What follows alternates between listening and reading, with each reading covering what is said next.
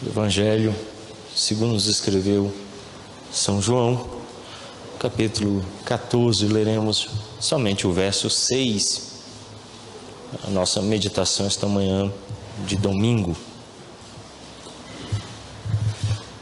João capítulo 14, verso 6. Diz assim a palavra do Senhor: Respondeu-lhe Jesus: Eu sou o caminho e a verdade e a vida. Ninguém vem ao Pai senão por mim. Oremos. Pai, tendo sido lida a palavra, rogamos que o Espírito nos conceda compreensão das verdades espirituais contidas na Sagrada Escritura para nosso ensino e admoestação, para a edificação do corpo de Cristo, para a salvação de todo aquele que crê no Senhor. É o que oramos e pedimos em nome de Cristo Jesus. Amém. Nós estamos tendo duas principais séries na igreja. A primeira está lá em 1 Crônicas. Nós temos pelo domingo de manhã estudado este livro. À noite meditamos a Epístola de São Paulo aos Efésios. E temos uma pequena série que tem sido também objeto de atenção nosso, que é a educação cristã. E hoje nós temos o segundo sermão desta pequena série. E eu pensei no texto aí do Evangelho de São João, capítulo 14, o verso 6, onde Jesus responde dizendo: Eu sou o caminho, a verdade e a vida. Ninguém vem ao Pai senão por mim. O Evangelho de João é conhecido como o mais teológico e filosófico dos evangelhos. João trata da divindade de Jesus já no capítulo 1, já inicia tratando sobre o fato de ser Cristo o Filho de Deus encarnado entre nós. E isso faz do Evangelho, desde o primeiro capítulo, de fato, o mais teológico e o mais filosófico.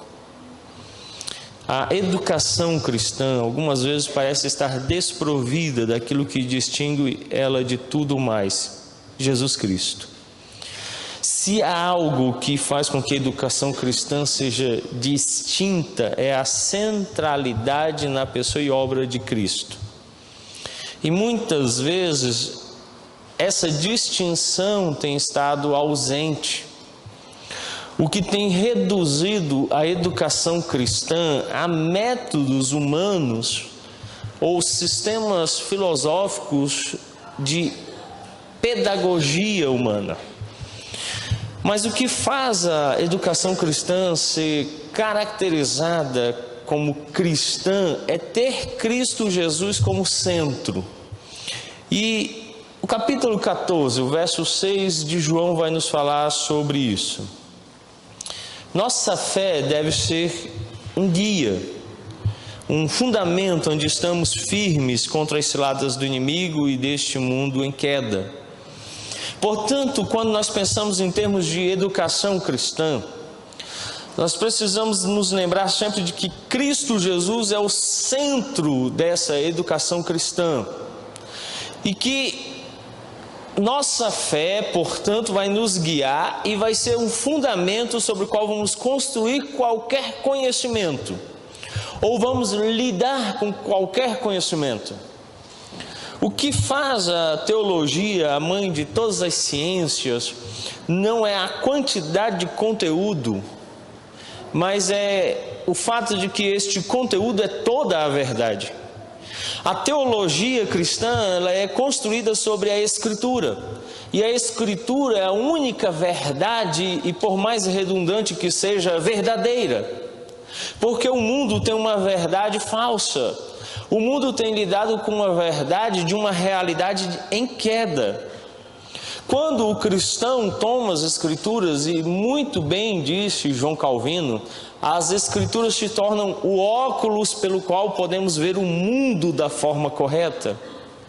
Então, ter Cristo no centro da nossa educação faz com que tenhamos uma fé que nos guia, um fundamento sólido onde podemos construir um verdadeiro conhecimento e um conhecimento adequado do mundo. E também nos capacita a responder às ciladas e artimanhas do inimigo ou deste mundo em queda. O cristão se torna capacitado a responder aos inimigos que ele possui.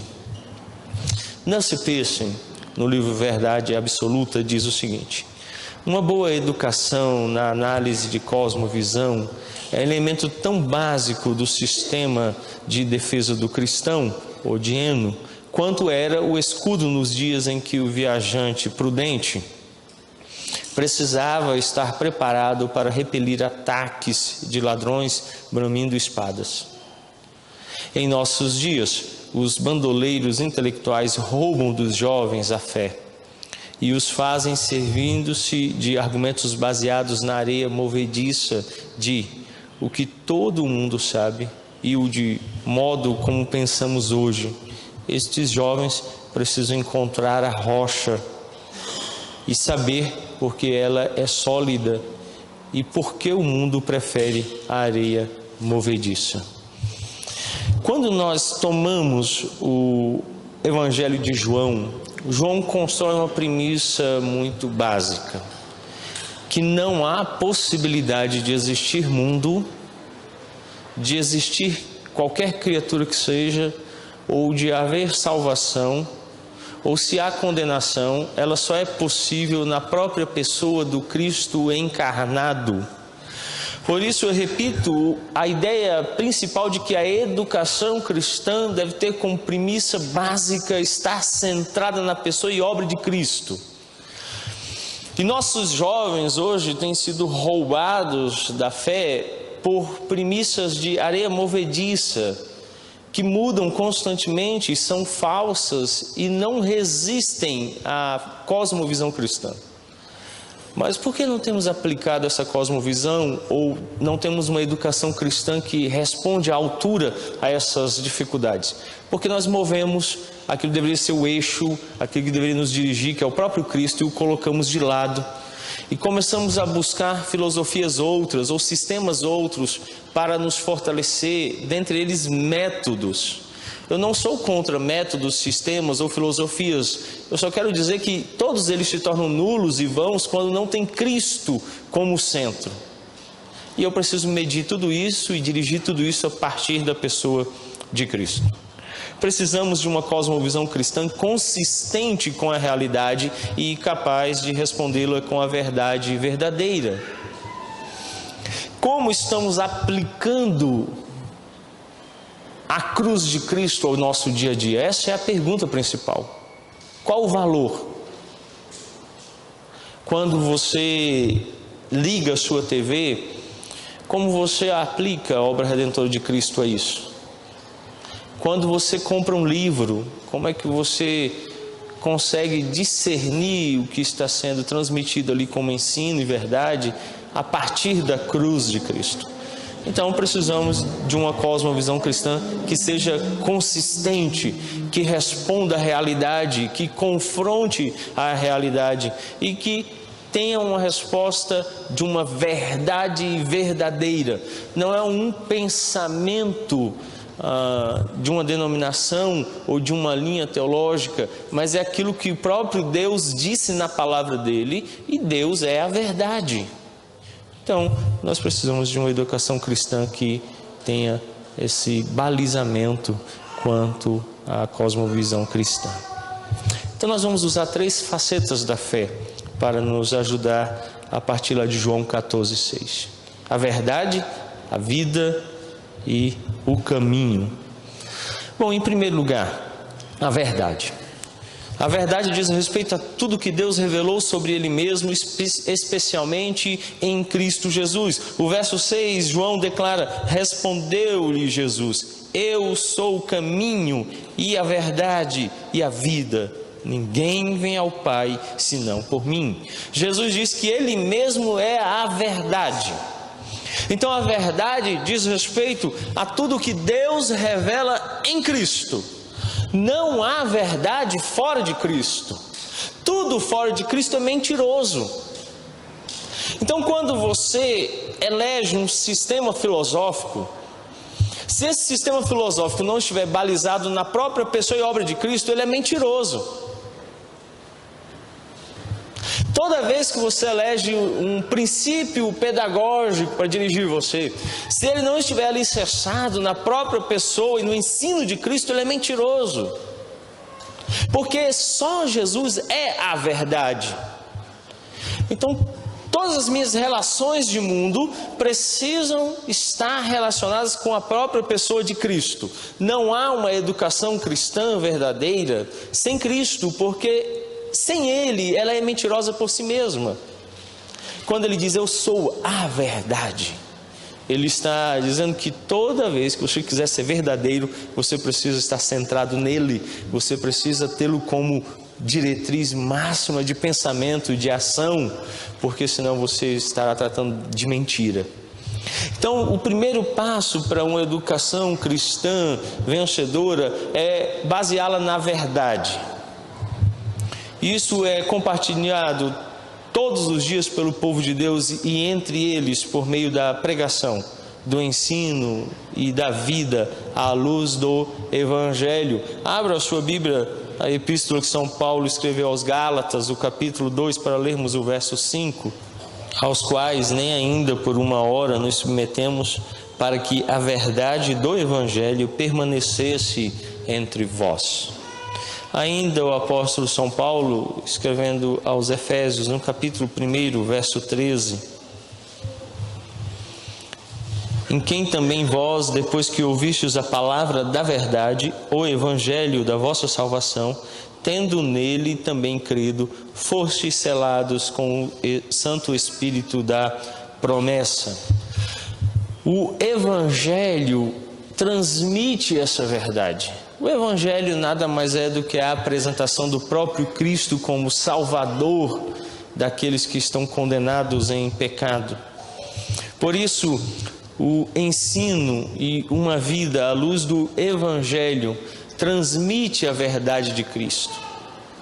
Nós precisamos unir a nossa educação cristã à transmissão do Evangelho. Eu tenho dito isso, inclusive no meu relatório ministerial apresentado ao presbitério, que todas as atividades da igreja são evangelísticas. Porque se houver qualquer atividade na igreja onde Cristo seja retirado, ela deixa de ser cristã, ela deixa de ser evangelho, ela deixa de ser verdade. Toda e qualquer atividade pode ser ensino na escola dominical, pode ser instrução pela pregação pública, pode ser ensino às terças ou às quartas-feiras. Eu repito o que disse domingo passado no sermão aos Efésios, quando tratamos no capítulo 6, do verso 10 a 13, que todas as atividades de todas as sociedades internas são para toda a igreja. Ontem tivemos a oportunidade de tratar um pouco sobre a filosofia cristã e as filosofias, e ainda me entristece muito o coração saber que há cristãos entre nós que seguem filosofias outras, que não a filosofia cristã, praticam, defendem publicamente. Para que vocês se escandalizem, há entre nós quem participe de culto a demônios na seita chamada, por exemplo, Nova Acrópole, que ensina filosofia aparentemente, mas na verdade cultua demônios. Há crentes que estão inscritos regularmente em cursos lá e participam ativamente. Há crentes que estão envolvidos com escritores e professores mundanos, seculares e carregados de ensinos demoníacos, e que aprendem, bebem e vivem essas filosofias e ensinos e são incapazes de refutar ou combater esses ensinos e negligenciam o ensino dado na igreja para toda a igreja. Nós precisamos de fato entender que cada atividade ela é evangelística porque transmite o próprio Cristo, e Cristo é a verdade, e a verdade então nos livra de vivermos sobre a mentira e o domínio de Satanás, que é o pai da mentira e é mentiroso desde o princípio. Além disso, nos fala de toda a sã doutrina que acompanha tudo isso. Olha o que diz 1 Timóteo, capítulo 1, verso 10. Epístola de São Paulo a Timóteo, capítulo 1, verso 10. Impuros, sodomitas, raptores de homens, mentirosos, perjuros, e para tudo quanto se opõe à sã doutrina, ou seja, à correta doutrina. Então, esse ensino na verdade e da verdade combate a doutrina ruim, a doutrina errônea, a doutrina falsa, e conduz os crentes à sã doutrina, a compreenderem, viverem e se oporem ao pecado. Por exemplo, o texto diz aí impuros. A impureza aqui são aquelas relações sexuais ilícitas que o apóstolo já combateu na primeira epístola aos Coríntios, de quem estivesse deitando com o próprio pai ou a própria mãe. E hoje é um pensamento comum e disseminado entre nós, principalmente dentre os jovens, que tem sido propagado pelo seriado, por exemplo, Game of Thrones, onde se defende, perpetua e ensina a relação sexual entre irmãos. Não é terrível isso? Que haja entre nós quem aprove, assista e, para o nosso assombro, até pratique tal coisa. E Paulo diz que aqueles que vivem na verdade combatem isso. Meus irmãos, nós precisamos combater a mentira. E a sã doutrina é o meio pelo qual podemos fazer isso. E a verdade se manifesta. A verdade deve ser crida, seguida e amada. A educação cristã, ela deve conduzir-nos a, em primeiro lugar, crer na verdade. Nós somos utópicos demais no nosso cristianismo.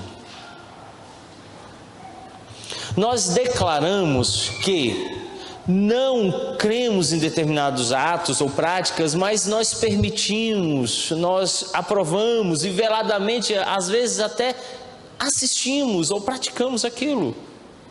Se nós cremos na verdade, nós temos que nos opor a toda falsa doutrina, falso ensino. E ainda mais, ela deve ser seguida, a verdade deve ser seguida. Quantos são verdadeiros seguidores de Cristo? Quantos têm vivido de tal maneira que o mundo percebe a própria pessoa e obra de Cristo na vida desses cristãos? E por último, ela deve ser amada. Amar a verdade, defendê-la, praticando em todo e qualquer lugar. Muitos tragicamente rejeitam essa verdade e por isso estão perdidos. Olha o que diz 2 Tessalonicenses, o capítulo 2, os versos 10 a 12. 2 Tessalonicenses 2, de 10 a 12. E com todo engano de injustiça aos que perecem, porque não acolheram o amor da verdade para serem salvos. E por esse motivo, pois, que Deus lhes manda a operação do erro para darem crédito à mentira, a fim de serem julgados todos quanto não deram crédito à verdade. Antes, pelo contrário, deleitaram-se com a injustiça. Atente ao verso 10, onde o apóstolo Paulo diz: e com todo engano de injustiça aos que perecem, porque não acolheram o amor da verdade para serem salvos. Não amaram a verdade, não creram na verdade, não seguiram a verdade. Esses estão perdidos, diz o apóstolo, estão condenados. Jesus não só deu testemunho da verdade, como ele a praticou. Olha o que diz o Evangelho de São João, o capítulo 18, verso 37. Ele não só ficou no testemunho dizendo eu sou a verdade, mas ele a praticou. João capítulo 18, verso 37. Então lhe disse Pilatos: logo tu és rei? Respondeu Jesus: tu dizes que sou rei. Eu para isso nasci e para isso vim ao mundo, a fim de dar testemunho da verdade. Todo aquele que é da verdade ouve a minha voz.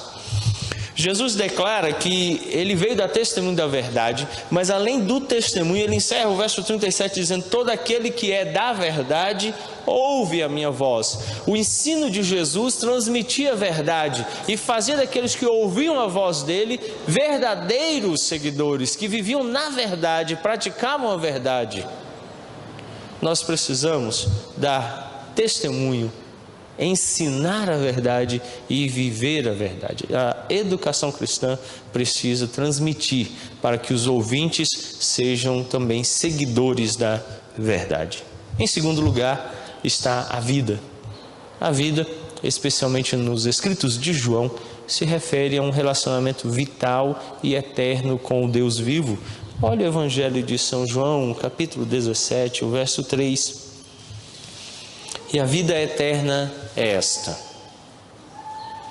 que te conheçam a ti, o único Deus verdadeiro, e a Jesus Cristo, a quem enviaste. Jesus declara que um relacionamento pessoal com Deus conduz aqueles que experimentam esse relacionamento à vida eterna.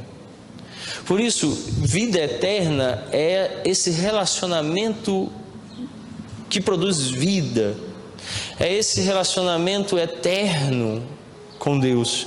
A educação cristã precisa construir uma vida, um relacionamento vital e eterno com o Deus vivo. Jesus fornece essa vida a outros. Ele declara isso no capítulo 3 de João, verso 16. Evangelho de São João, capítulo 3, o verso 16.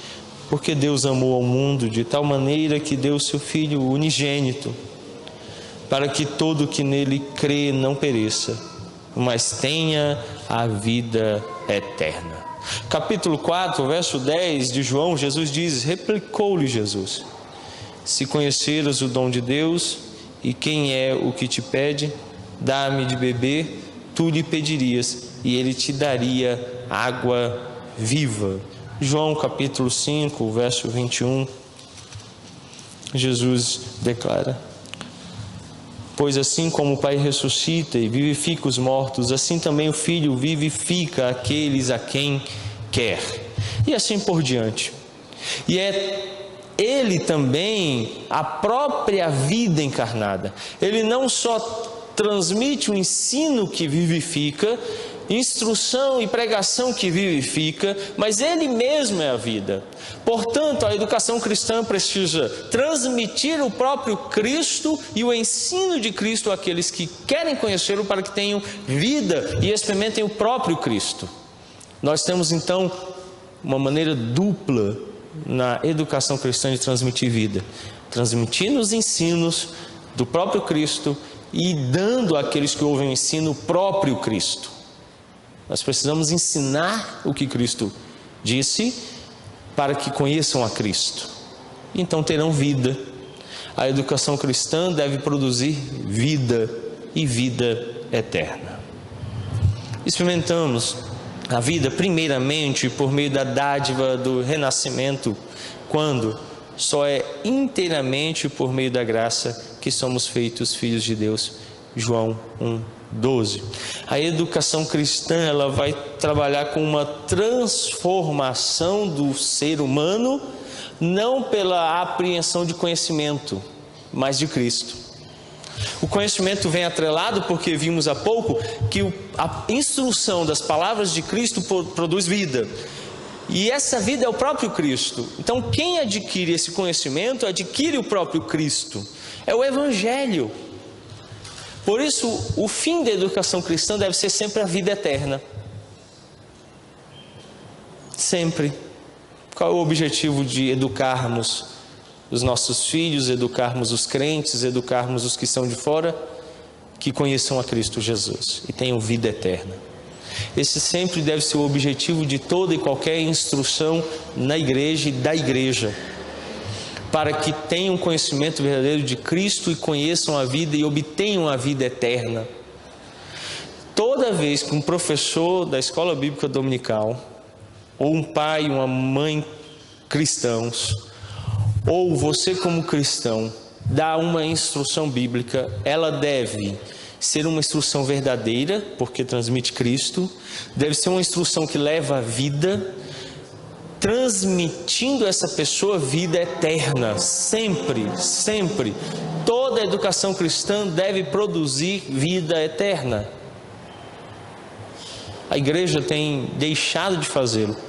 Ela se tornou um balcão de conhecimento teológico, tem transmitido muitos conceitos teológicos, muitas verdades intelectuais, mas ela tem falhado em transmitir vida eterna. Tem falhado em fazer com que as pessoas conheçam Cristo. E tem deixado de fazer com que as palavras de Cristo produzam vida eterna, conhecimento do Deus vivo, e que façam com que as pessoas respondam a esse mundo com a verdade verdadeira. É por isso que a educação cristã tem falhado em nossos dias. Por último e terceiro vem o caminho. O caminho é uma expressão encontrada em todas as escrituras hebraicas. Eu digo escritura hebraica porque João usava o Antigo Testamento e tipicamente descreve o estilo de vida que Deus exige e que o alegra.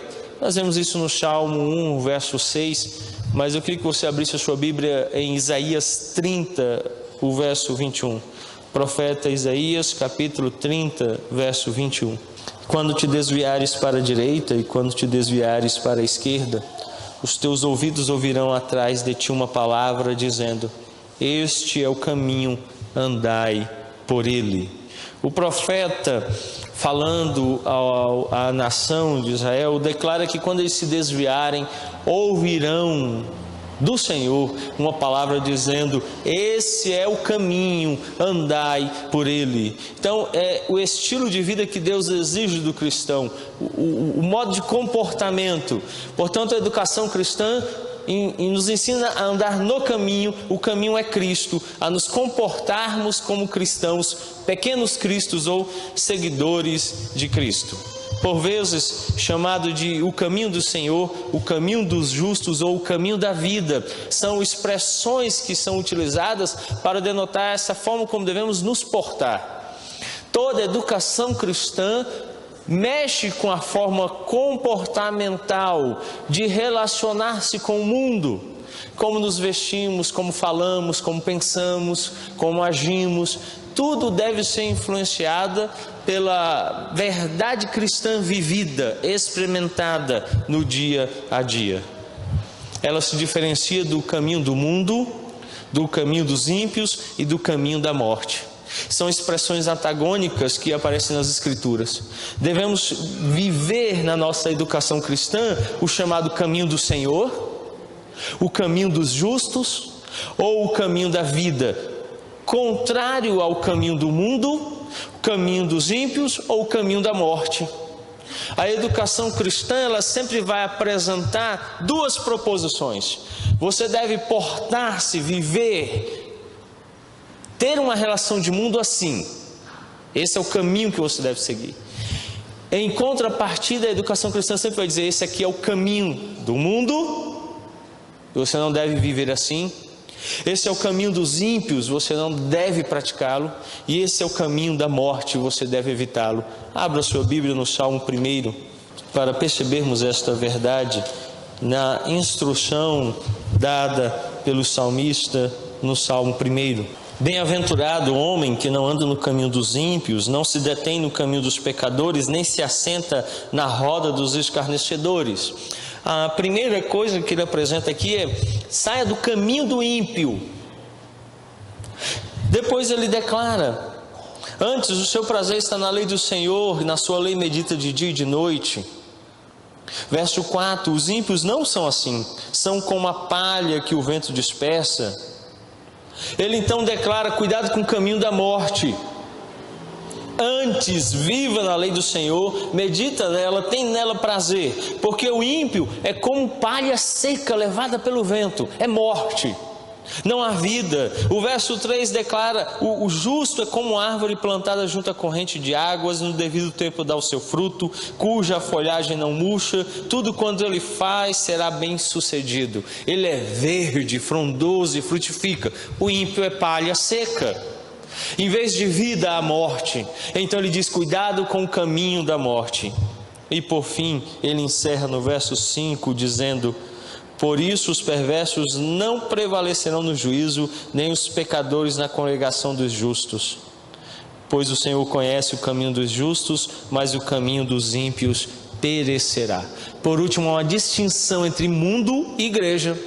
Ele declara que os ímpios não podem, os perversos não podem resistir ao juízo na congregação dos santos.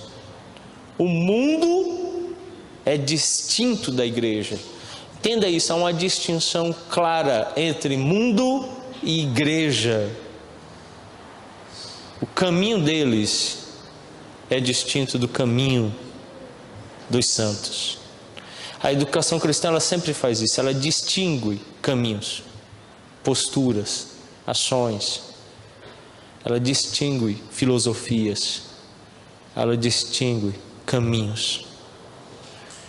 A nossa educação cristã precisa nos direcionar e nos conduzir, livrando-nos do caminho do mundo, do caminho dos ímpios e do caminho da morte, conduzindo-nos o caminho do Senhor, o caminho dos justos e o caminho da vida. Que a nossa educação cristã nos dirija, nos coloque no caminho verdadeiro, e que o profeta Isaías, profetizando sobre nossas vidas, nos ajude, como ele disse, quando vocês se desviarem para a direita ou para a esquerda, que uma voz atrás de vocês diga: eis o caminho da vida. E Jesus disse: eu sou o caminho, eu sou a verdade, eu sou a vida. Que a nossa educação cristã seja cristocêntrica, que Jesus nos dirija em nosso caminho, que Jesus seja a nossa verdade e Jesus seja a nossa vida, e nosso ensino esteja repleto dessas três facetas da fé, para que possamos redimir o mundo com o Evangelho. Vamos orar?